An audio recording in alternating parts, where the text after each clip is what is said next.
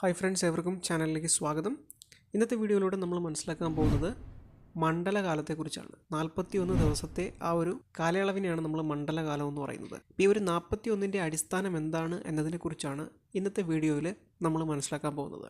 അപ്പോൾ ഈ 41 എന്ന സംഖ്യ എന്താണ് എന്നുള്ളതിലേക്ക് വരുന്നതിന് മുൻപ് നിലവിൽ പ്രചാരത്തിലുള്ള ഒന്ന് രണ്ട് വിശ്വാസങ്ങളെക്കുറിച്ച് നമുക്ക് മനസ്സിലാക്കാം. 41 എന്ന സംഖ്യയിൽ 4 ശംഖ് ചക്ര ഗദാ പത്മവുമായിട്ട് നിൽക്കുന്ന രൂപത്തിലുള്ള മഹാവിഷ്ണുവിന്റെ പ്രതീകമായി കണക്കാക്കപ്പെടുന്നു എന്നും 1 എന്നത് ശിവനെ കുറിക്കുന്നു എന്നും പറയപ്പെടുന്നുണ്ട്. ഇത്തരത്തിൽ ശൈവ വൈഷ്ണവ സംഗമത്തെ സൂചിപ്പിക്കുന്ന ശുഭ സംഖ്യയാണ് 41 എന്ന രീതിയിൽ പറയപ്പെടുന്നുണ്ട്. മറ്റൊരു രീതിയിൽ 41 അല്ലെങ്കിൽ ഒരു മണ്ഡലകാലം എന്ന് നമ്മൾ വിശേഷിപ്പിക്കുന്ന 41 എന്ന സംഖ്യയ്ക്ക് മറ്റൊരു കഥ കൂടി പറയാനുണ്ട്. അത് ശബരിമല ശ്രീ ധർമ്മശാസ്താവ് അല്ലെങ്കിൽ സ്വാമി അയ്യപ്പനെ കുറിച്ചിട്ടുള്ള ഒരു കഥയാണ്. മഹിഷിയെ അന്വേഷിച്ച് മണികണ്ഠൻ പന്തളത്ത് നിന്ന് പുറപ്പെട്ടത് വൃശ്ചികം 1-നായിരുന്നു അത്രേ. അയ്യപ്പൻ അങ്ങനെ 41 ദിവസം യാത്ര ചെയ്തപ്പോഴാണ് എരുമേലിയിൽ വെച്ചിട്ട് മഹിഷിയെ കാണുന്നതും മഹിഷിയുമായി യുദ്ധത്തിലേർപ്പെട്ട് മഹിഷിയെ നിഗ്രഹിക്കുന്നതും. ഈ വിശ്വാസത്താലാണ് ഒരു മണ്ഡലകാലം എന്നാൽ 41 ദിവസമായി തീർന്നത് എന്നാണ് പറയപ്പെടുന്നത്. എന്നാൽ ഇതിന് മറ്റൊരു കഥ കൂടിയുണ്ട്. ആ കഥ ഇങ്ങനെയാണ്. പുരാതന വൈദ്യശാസ്ത്രവുമായിട്ട് ബന്ധപ്പെട്ടാണ് ആ ഒരു കഥ നിൽക്കുന്നത്, അല്ലെങ്കിൽ ആയുർവേദവുമായിട്ട് ബന്ധപ്പെട്ടാണ് ആ ഒരു കഥ നിൽക്കുന്നത്.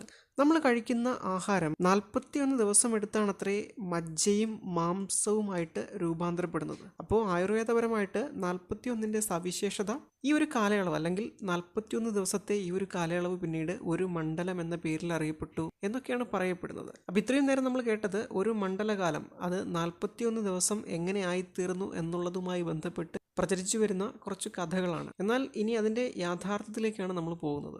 നമുക്കറിയാം, ഒരു വർഷം എന്ന് പറയുന്നത് 365 ദിവസമാണ്. എന്നാൽ നമ്മൾ കലണ്ടർ അനുസരിച്ച് 365 ദിവസമാണ് നമ്മൾ സാധാരണ ഒരു വർഷം എന്ന് പറയുന്നത്.